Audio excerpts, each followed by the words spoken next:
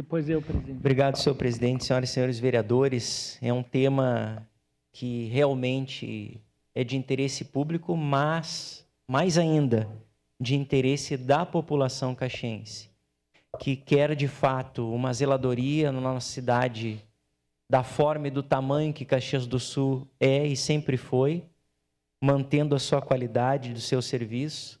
E nós sabemos, senhor presidente, senhoras e senhores vereadores, da importância que tem deste colchão financeiro que a empresa Codeca necessita para poder, de fato, entregar com excelência aquilo que ela se propõe, que é fazer, de fato, com que a zeladoria da nossa cidade seja bem feita e também o serviço da coleta de lixo também seja de uma forma adequada.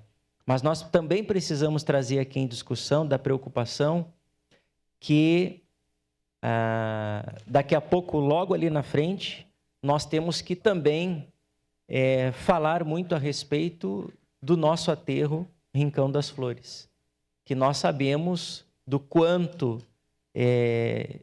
temos ali a preocupação de uma ampliação de um espaço, do tamanho e da forma que é do recolhimento de lixo que nós temos aí mensalmente e anualmente. Declarar voto, presidente. É um tema espinhoso, mas que os novos governantes e aqueles que estão atualmente precisam ampliar essa discussão para que nós possamos manter, de fato, esse serviço tão prioritário que é o recolhimento dos resíduos sólidos da nossa cidade de Caxias do Sul. Estarei votando no momento oportuno favorável, senhor presidente. Obrigado, Rafael Bueno.